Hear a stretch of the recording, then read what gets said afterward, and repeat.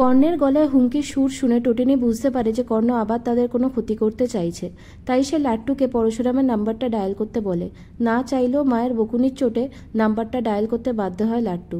পরশুরামের ফোনে কল আসলে সেটা বলরাম পিক আপ করে আর পরশুরামের কানে দেয়।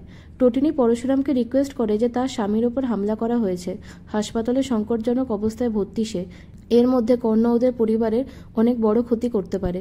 তাই টোটিনির প্রোটেকশন আর উচ্চ পর্যায়ে তদন্তে রিকোয়েস্ট করে। ইতিবাচক ইঙ্গিত দিয়ে বলরাম ফোনটা রেখে দেয়। তবে টোটিনি বুঝতে পারে যে ফোনটা স্পিকারে ছিল আর খুব সম্ভবত ফোনের ওপারে পরশুরাম ছিল না। অন্যদিকে কর্ণ তার গুন্ডাদেরকে ইনস্ট্রাকশন দেয় যে ফাংশন শেষ হলে সিকিউরিটি যখন কম থাকবে তখন লাট্টুকে তুলে নিতে। অপরদিকে বলরাম ও পরশুরামকে বলে যে অ্যাম্বুলেন্স রেডি থাকবে, ওরা স্ট্রেচারে করে তোকে নিয়ে আসবে আর অ্যাম্বুলেন্সে করে স্কুলের সামনে তোকে নিয়ে আসবে। শীতল এরপরে হঠাৎই হাসপাতালে আসে আর দেখতে পায় পরশুরামকে স্ট্রেচারে করে কোথাও নিয়ে যাওয়া হচ্ছে। শীতলের বুঝতে বাকি রইল না যে পরশুরাম কর্ণকে উল্টো চাল দিতে চায়।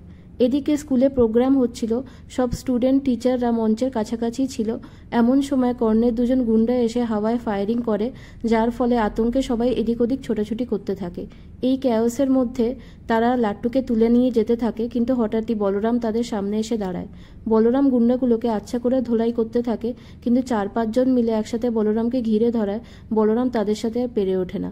এদিকে গুন্ডারা সেখান থেকে লাট্টুকে নিয়ে বের হতে যাবেই হঠাৎই তাদের সামনে একটা অ্যাম্বুলেন্স এসে দাঁড়ায় আর তার ভেতর থেকে বেরিয়ে আসে পরশুরাম।